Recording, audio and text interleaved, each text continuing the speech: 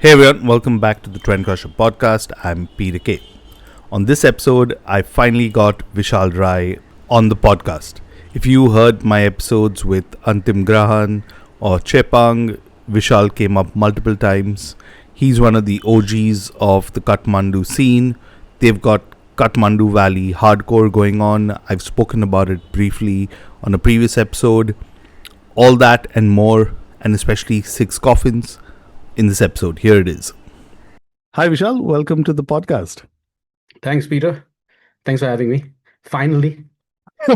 I'm so glad you said it and I didn't have to say it. I mean, I think like you've been on my list for so long and I don't know why it's taken so long. So apologies for that. But I have to kind of bring up my That's all chat cool, that I man. did with Antim Grahan, and Yeah, the yeah. number of times you were brought up in that podcast, I Oh, almost yeah. felt like you were like a third person in there.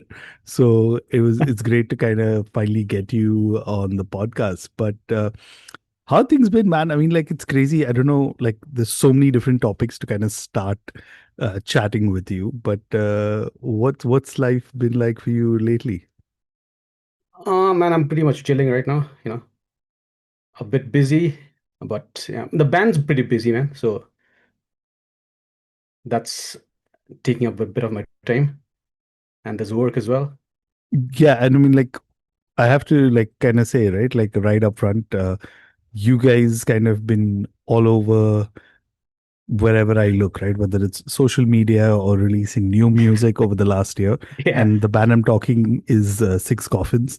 So yeah, it's been really hectic. glad, yeah, really glad to see that. I love seeing all those clips you'll put up of your live shows. I mean, like for me, that was one of the things where I was like, fuck, like this is what like punk is, right? And I've slowly Yep. been like an observer over the last, I'd say 5, 7 years in Bombay, seeing that blow Mhm. up. Yep. But you guys have something of your own going on, and I have to talk about like Kathmandu Valley hardcore. I mean, you guys have really Yep, been man. like blowing up. Uh, but let's actually go back, and I think like the best way to kind of start this is just go back to the origins. Uh, Yep. so I don't know if you knew this or we ever chatted about this, but I never made the connection except when I spoke to Kshitij from Chepang. Was Mhm. I actually first knew about both of you because I used to be one of those people who used to follow this website called Rock Street Journal, and they had Yeah, yeah, this forums, but also on yeah, as part of it they had like showcase of different bands. And I yeah. remember like it was one of those early days where I was also figuring out punk, metal, all of that. So very curious. And I remember through the drop down that they had, I think coming across a band from Nepal. And I know, I think you know where I'm going with this, but the band was Mhm. Inside Two Stupid Triangles. Two stupid triangles. Yeah. And I was like, fuck, these guys, like, and it blew my mind. Like, I think I was like a teenager back then. And I was like, fuck, there's like a punk band in Nepal. Uh, what was So that which like? year was this? I'm thinking 2003 or 4, or maybe slightly Oh, yeah, earlier. that's 2002 to 2004. We were the most Yeah, active, at yeah, our most active. Yeah. yeah. What And was it like back then, man? see it let's say it is only the early days, so it wasn't as cool as it is now, but for a start it was I mean, it's pretty active, man. Like those days we used to practice every day, play shows every month, and the people were really curious as well because it was just starting out here. So basically the metal scene and our scene started out around the same time, like bands playing original music, and the people were pretty curious about it as well. So the show attendance was pretty good, man. And at that time, like 100 people per show on an average. And I'm guessing this was like around the time you were in college or stuff like that, or None of us were in college. We had all dropped out. oh wow. Okay. Yeah, I Okay. took a long break after high school. Like I didn't do anything for 5 years, so just played in bands. Okay. And Chiti's was taking a break as well. All of us were taking a break. So Okay. we had all the time in the world, we used to practice every day. Okay. So I mean, like, tell me, like, what were your references of punk or even like any kind of rock or heavy music back then? I mean, what was the kind of stuff that you all were kind of listening to? And especially like, because, and the reason I'm saying is because it wasn't that different when I was in India and even UAE, right? You were still dependent back Yeah, then. And yeah, I can't believe we're talking about like 20 plus years ago, where it was yeah, largely on dial up internet and things like that. So, yeah. what is it like for I those who don't even I remember got that? into punk. I got into punk even before dial-up internet. So let's say like we were talking about Roxy Journal earlier, right? So that magazine had a huge impact on my life, man. Like, uh, uh, I grew up in a musical family. My dad used to play in bands, he used to play guitar, and my uncles used to play guitar as well. So it was in, I think, in 1995. I was 13 years old when they brought home this magazine called Rock Street Journal, and I still remember it had Eric Clapton on the cover. So that's when I started getting into music. My I used to listen to my dad's stuff earlier, like the Beatles and Jethro Tull. And when I started reading Rock Street Journal, I started getting to know about what punk was, what metal was. And did you ever read the magazines? Oh yeah, dude, I loved it. I mean, it was like, Yeah, yeah. and So just to add, yeah, yeah, right? okay. Like it's strange that you're Yeah, talking about getting it in Nepal because like yeah, in the same years that I was talking about, right? Like you would yeah, find them at these newspaper stalls here yeah, in exactly. India. Yeah, yeah, yeah. Here So too. I never realized it kind of made it across the border. But tell me about that. Yeah, I did, man. Yeah. So uh, there was this writer called Sam Lal, and he used to write this uh, section called The Heavier Side of Life. So it was more metal and punk focused. So that's where I learned about bands like Rancid and the Ramones, Discharge. So I knew about them. I'd heard the names, but we didn't get the music here, right? So it was only like in 1997 when I started high school, and there were a bunch of guys who had come back from Singapore, and they had those bands with them. Like they had tapes, I mean, dubbings of dubbings, right? So really shitty sounding tapes. But I mean, you didn't have anything else at the time. So that was the it's like getting hold of the rarest of things, man. So they gave me some Rancid and Ramones tapes, and that's how it all started. It was in 1997, pre-Napster. So that's when I heard those bands.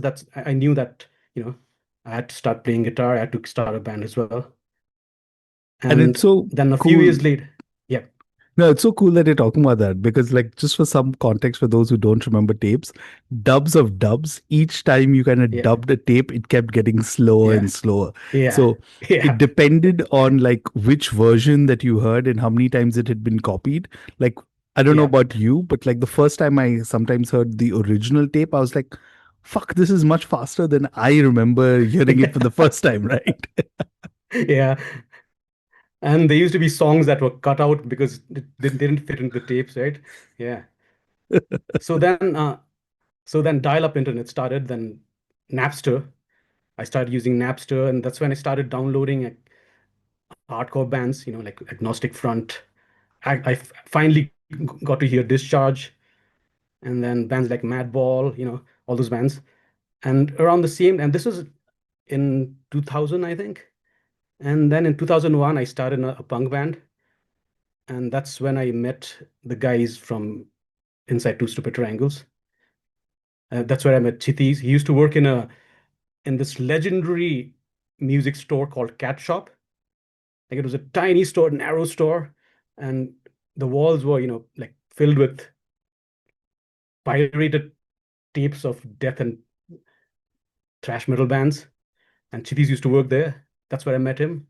We started hanging out. Then I met the other guys from Inside Two Stupid Triangles at around the same time.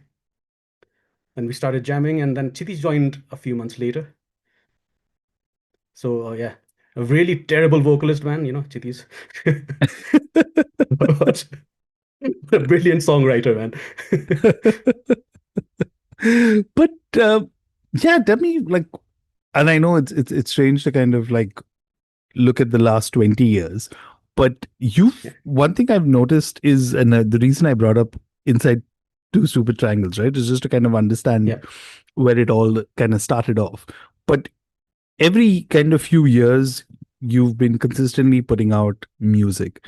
You've been in different bands. I mean, I don't know Yeah. if I can even if we do like one of those things of going through your entire discography and all the bands. Oh I don't man. know. We would be sitting here all night. But tell Yeah. me, like, where do you think have been those defining moments that have kind of like got you to what you're doing right now, right? With uh, Six Coffins, because I've definitely seen it. I mean, like, I've been fortunate enough to have friends who've kind of worked on certain kind of artwork and stuff like that. So that's how I've ended up like across the border with merch and stuff like that.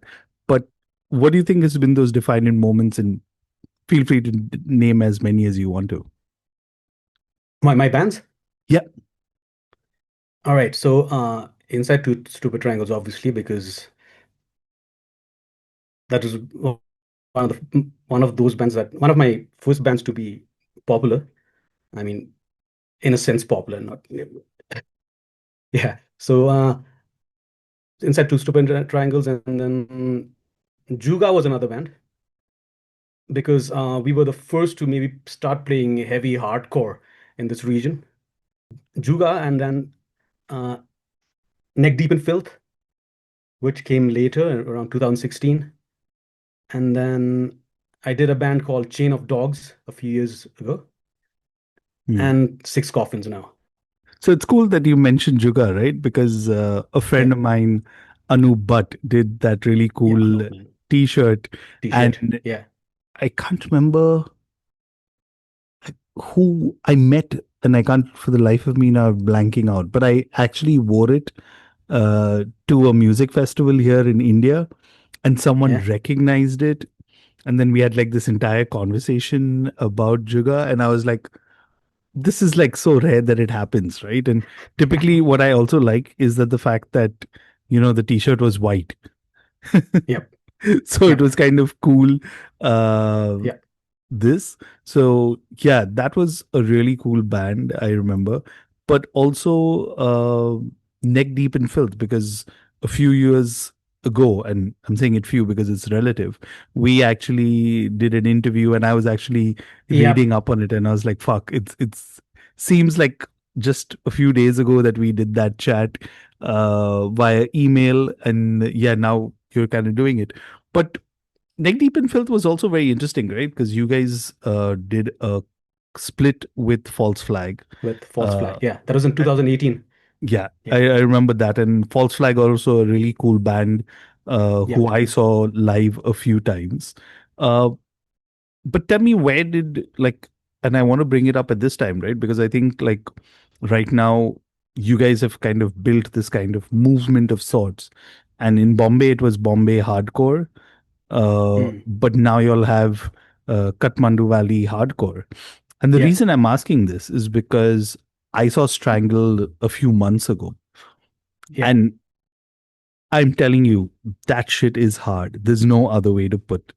Like Mhm. these guys Yeah, just man. go so hard, and you could tell the difference in the bands like as they came up on stage, Yep. right? Like even Yep. later, post the show, everyone was like, "What the fuck was that?" So tell me all about it and how it's kind of culminated about Six Coffins. Actually, I'm very curious to know the origins of Six Coffins also. I mean, we've had a punk and hardcore scene for since like since 2000, 2001. There were great bands at that time as well. There was this band called Raiko Reese who toured Europe and Southeast Asia. Like they were huge. B- and there have been like really active periods and plenty of downtime as well. And there was an active scene in 2010 to 2013 as well. Really good bands at that time as well. And then it really blew up post-COVID. I mean, it was getting there in 2019, and but really blew up post-COVID because there was this infusion of new blood, right? Like young kids in their late teens, early 20s, and then I mean they brought in the whole hard dancing style as well, the hard moshing style, and that brought in a whole new energy to the live shows here.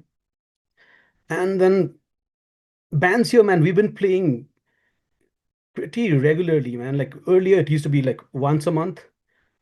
Now it's like two or three shows every month, and bands are getting tighter by the day, man. Like tighter by the show. So that's why, man. Like Strangle, they play all the time. They tour China, right? And they play shows like two or three shows a month here as well, and that's why like they're so tight. I mean, the other bands are getting there as well. The bands are getting better, but the audience is still like the turnout is still pretty low. I mean, that's to be expected because no one really likes this music. But you know, but that's just the way it is. Like that, we won't have it any other way, man. It's not for everyone. But I mean, like the reason I'm also asking, right, is because Yeah, I have a friend who's a documentary filmmaker, and the yeah, moment I think either it was while Strangle was on stage or post that, I wrote to him and I was like, yeah, I need to get to Nepal, man. We need to kind of document what's happening, and it's also considering just very interesting, right? Because like there've been few places I've been around the world where I feel that like punk really needs to exist. And mhm, I'm not talking about just the music itself, right? I'm talking about the ethos, the yeah, DIY spirit, and all of that. yeah, The reason I'm very happy it's happening here in Bombay and in India is because that's what we need, right? Like, I mean, like, just mhm, look at like all around what we're facing, not just in like India, Nepal, Pakistan, all over, man. It's not just yeah, like unique anymore. And like I had friends actually from Midhaven who played in mhm, Nepal and they had a great time also. So I feel like mhm, also there's suddenly over the last year or so, like this exchange that's kind of you've seen Indian yeah, bands yeah, go to Nepal, and I yeah. hope more bands from Nepal come to India. But what's that been like? And tell me, where did like Six Coffins kind of originate? So, so let's talk about the DIY scene actually, man. Like, I had to talk about that earlier, but I forgot. But, but yeah. So the scene right now, man, it's it's way different than it was earlier because now, man, like the kids that come to shows, like they're so talented. I mean, it's not just the bands. I mean, they're graffiti writers, they're skateboarders, man, BMX riders, a wide variety of people. And that's what makes the scene right here so exciting right now, you know? And the bands obviously like they're getting better, the new bands are coming up as well. And to get back to the topic about Six Coffins, so the rest of the one of the guitarists is the guitarist of Neck Deep in Filth. So I played with him earlier as well, and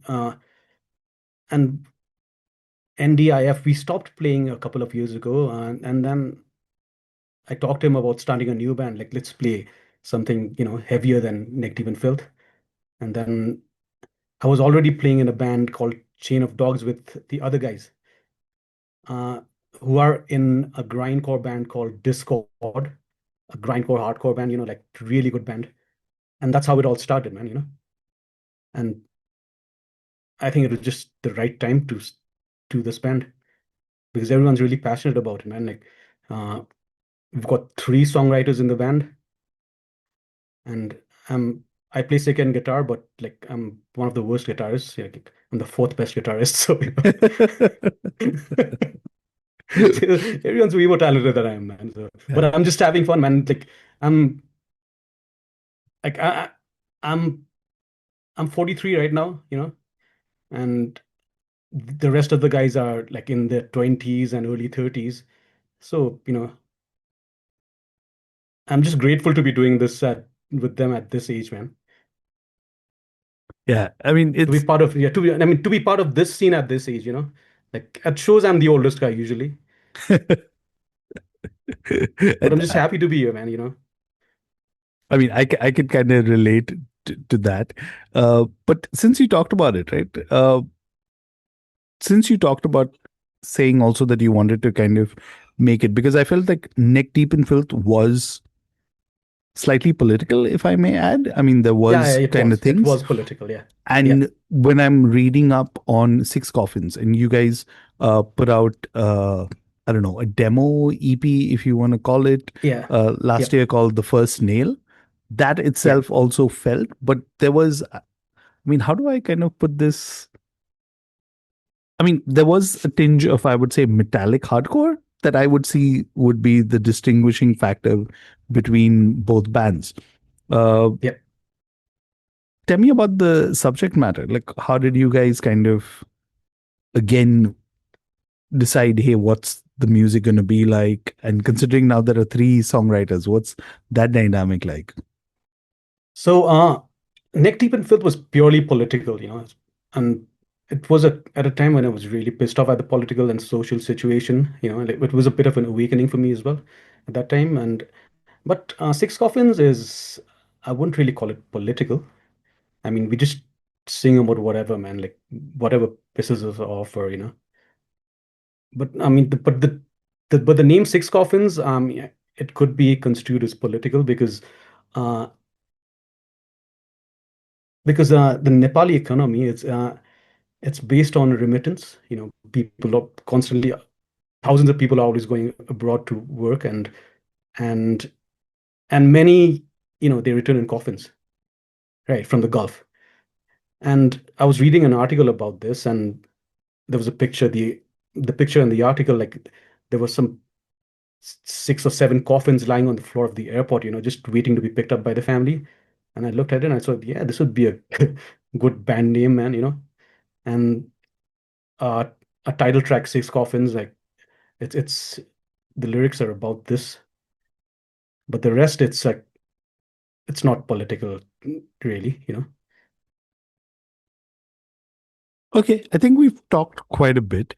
Uh, Yeah, let's play a song, and I think let's play a song from your first EP, The Final Nail. Uh, which song would you first like me to nail. play and why? The first nail, sorry. Six Coffins, man, the Six Coffins, because I just talked about it. So yeah, it go with it. Awesome. So here it is. They rise from the coffins.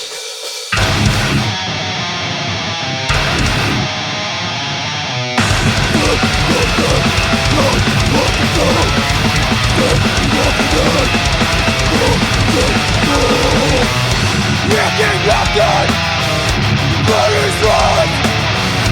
Feeling like different life. That I nothing, that I am. What's the name? The sunlight. What's the name? Do you see? Nothing here, nothing right. That I nothing, that I am. What's the name? The sunlight. What's the name? Do you see? Nothing here, the fucking name. The first part, the deepest, the second part, the fucking sweetness, the first part, the deepest, the second part, fucking sweetness. The fucking, the left,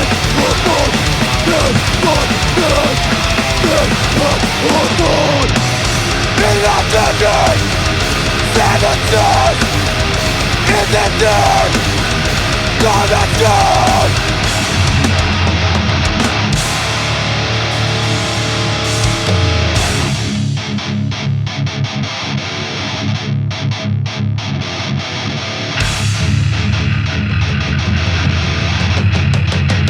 The coming storm, the first one. The deepest, the second one, fucking witness. One hand is gone, your tongue, and one hand is gone, your tongue. This, the best, you're done, and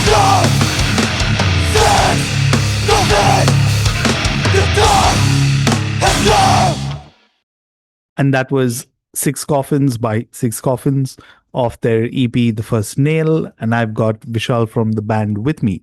Now, one more thing I was also very curious to kind of understand, right, is the kind of artwork that you use. And I think that's something I've seen consistent in like a lot of the bands that you've done, right? Like the imagery, the artwork, and all of that is really important.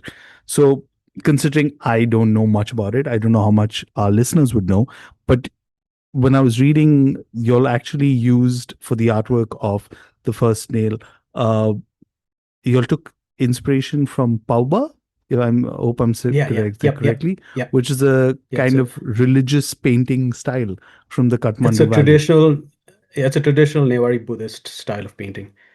Yeah. So tell me a bit about that and like why choose artwork like that. I thought it would be interesting because like every other hardcore band, like there's a lot of just images of violence and whatever, and just generic artwork, And I thought like if we're going to do it, like if we want to look different, if you want the artwork to look different, at least take some local inspiration. Hmm. And we wanted it to be bright because so that it stood out from the other artwork as well. So we used like what red, orange, Hmm. and it like it turns out it stands out in playlists as well, Yeah. So Yeah.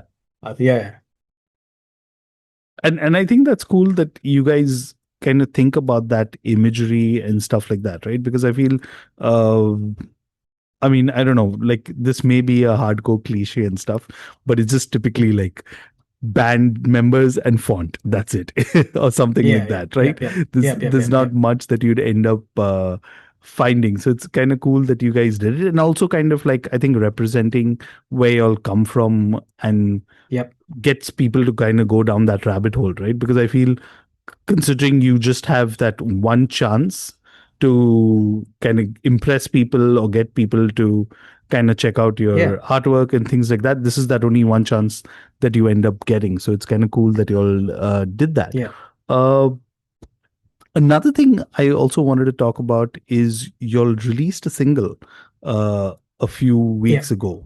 I don't know. Let me just check. Actually, it's not been a few weeks. It's A few months been ago. a few months Yeah, ago, which yeah, also kind of included. So it's Test Our Will, and y'all actually yeah, had elements of sampling, and y'all had a DJ, and y'all yeah, also had a yeah, really cool video. So tell me about that yeah. and what's that sound that y'all are kind of exploring and going forward with.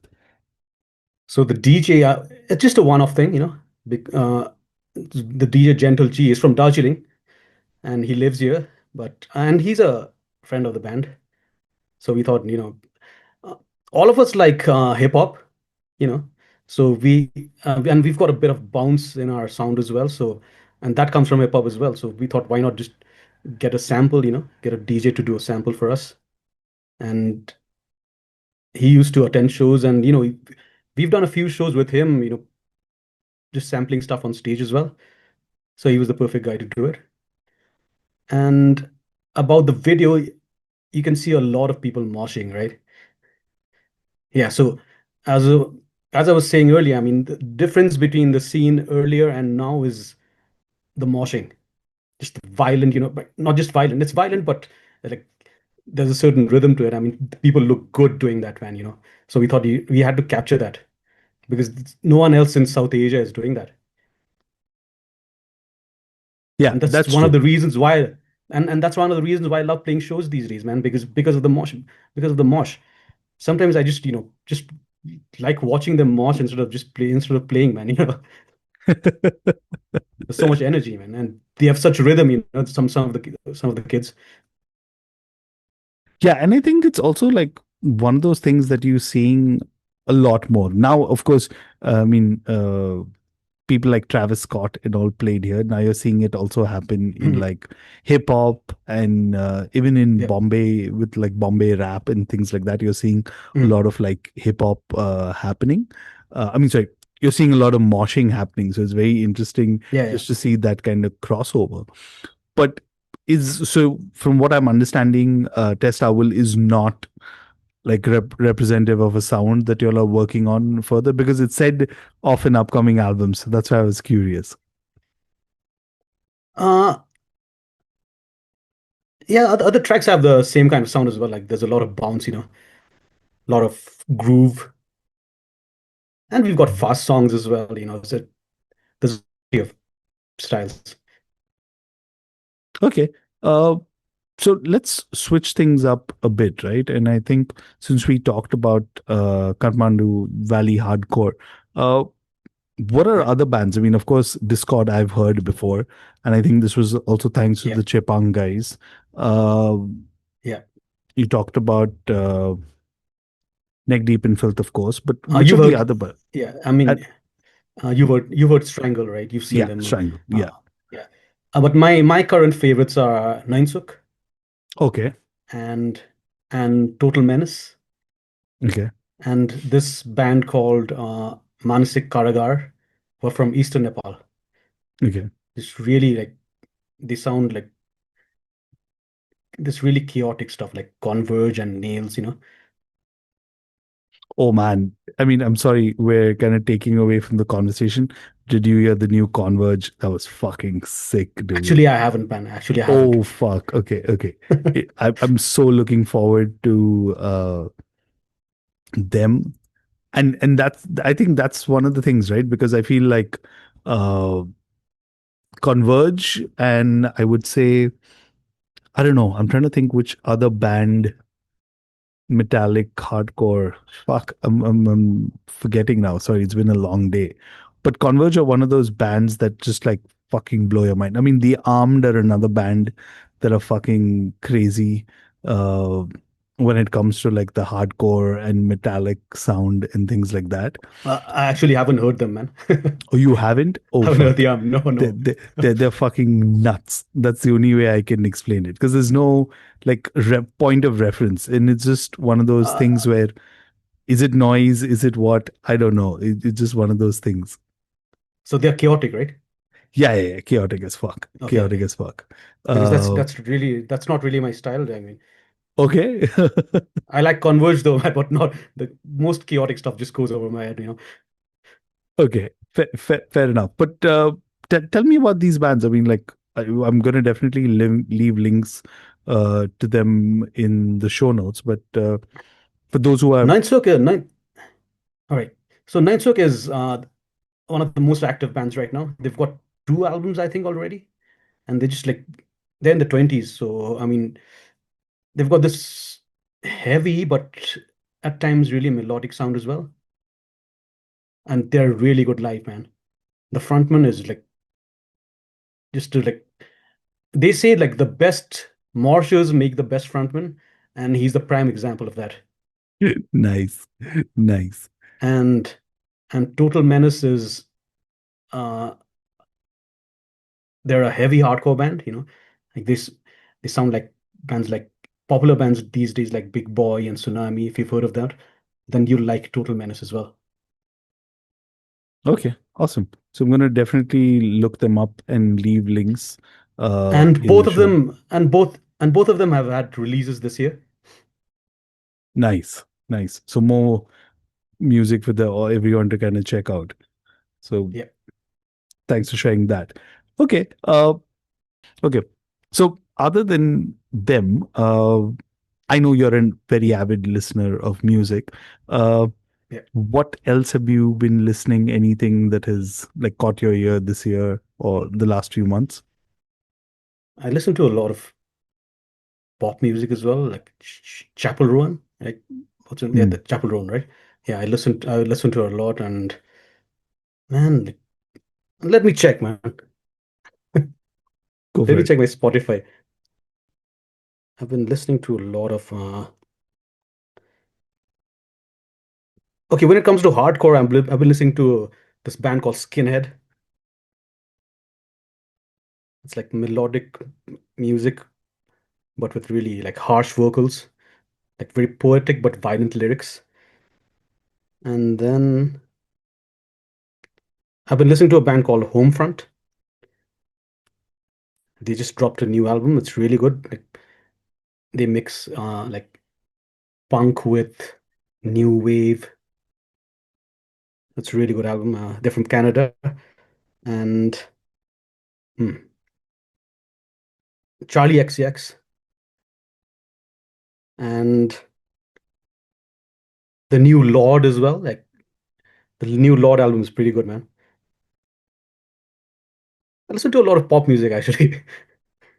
Hey, that's not a bad thing, right? I mean, I Yeah, feel like, and this is the reason I asked this question, right? Because you yeah, typically think with like metalheads, they're always listening to metal, or hardcore, they're always listening to this or that, but you end up kind of like mixing things up. So yeah, that's nice.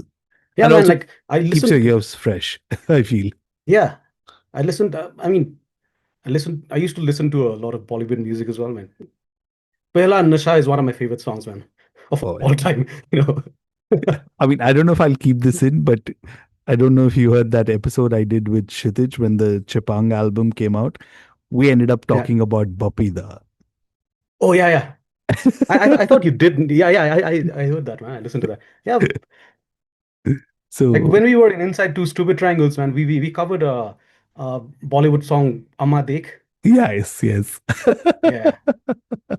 I had not I mean, realized we've it was always. the two of you. What was the name of the Well, it band? was Because his idea, man. that was an anonymous band. I can't remember. Caligula. Yes. Yeah, I mean, yeah, I did vocals on that. Chiti's played guitar, and Dipesh from Chepang played drums. Oh shit. Yeah. So that was a complete tribute to like Bollywood villains of the 80s and 90s. That's Yeah, awesome. it's on YouTube. It's a yeah, we've got a Bandcamp as well. You should check it out, man. If you haven't Done. heard it, Yeah, I'm gonna it just revisit it. it's it's just fast hardcore with some really mosh parts. Okay, so thanks for sharing that. And definitely, I think everyone, I'm going to also link to that album because I feel like, especially for those of us who've grown up, and I'm using the word very casually, Desi Yeah, households and South Asia and stuff like that, there is like that affinity to uh, Bollywood. I mean, that Pehla Nasha song, I think if you're around the same age as us, you always remember that music video. That is a yeah, man. classic, right? Pehla nasha, right? But okay, one thing I'm also very curious about is like the gig scene in Nepal, because Yeah. you guys have gigs constantly, and I mean like not just I mean, there was a time, of course, when there was Silence Festival and stuff like that, but now Mm, you're mm, seeing like these smaller shows yeah. popping and things like that. What's that like? And especially for someone like me who's in another part of the world, what's that experience for someone who's Man, wants to maybe travel and come? man, it's like DIY culture in full effect right now, you know. We've had that for a long time. Like just find a venue, just get a crappy sound system and just, play. Hmm. We've the bands here, they've never been about like, getting a proper sound system, like a proper venue. It's never about that. And that's why it's so active right now, man. And sometimes I think we're too active as well because it can be overkill as well. Like people just would just stop coming to shows because we're playing all the time. And I think that's what's happening right now as well. But it's better to have shows than not to have anything at all. Yeah, yeah, that's true. Uh, I know you're I mean, this is going to release in a few days, but this all kind of whole chat kind of sparked from a link that you sent me of Chepang playing in Nepal in January. But Yeah. what's the next few months looking like, just in general, and also for Six Coffins? Well, Six Coffins is playing next Saturday, and there are a couple of shows after that as well, and before that as well. So I was talking to band members like yesterday during practice, and I was telling them like, guys, we should really play just one show a month. Let's not play every show because we're gonna burn out. So there's a show next Saturday, and then January 3rd is Japang, us, and Antim Run. and we're gonna kidnap Antim Grand's makeup person, man. I knew this was going to come. I knew this was going to come up. Yeah, let's just say we're gonna borrow that person.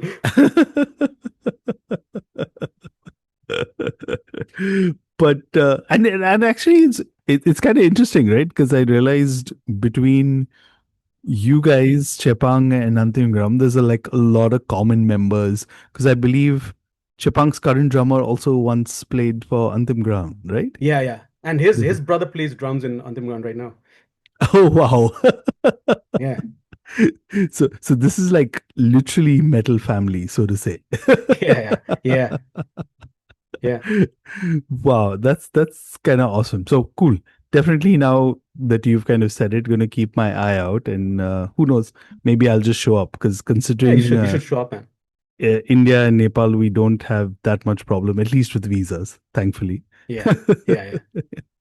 But okay, so I know it's kind of like towards the end of the year, but what else do you guys have planned? Do you have any new music kind of scheduled? What can you share at the Uh, moment? Not this year, but we are working on an album, and we hope we finish it by the middle of next year. And we're also like planning to come down to India. I've been talking to Siddharth from Pacifist about it. Us and Nain Sook, hopefully. Hope it Nice. works out, Yeah, It's that'd about be a time we lot. came down there. Yeah. The last time I played there was in like 2012 with Juga in Bangalore. Yes, correct. I remember this happening. Yeah. So yeah, definitely looking forward to that and want to stay updated. And always, for those who want to stay updated, just follow you on your social media. I'm going to leave links. But it's been great talking to you, Vishal. Yeah, Any man. final words? Anything you want to add for everyone who's still stuck around till this part of the podcast? Listen to the Nepali hardcore bands. That's all. Awesome. I think We're that's a We're great good. Yeah. awesome. I think that's a great way to end this chat. Thanks so much, man. Really appreciate it. And Thank always you, great man. talking to Thank you. you. Thank you. And that was Vishal Rai. Really enjoyed speaking to him and hearing all about the scene in Kathmandu and Nepal. And here's a track by one of the bands he spoke about, Nensuk. Here's Ekta.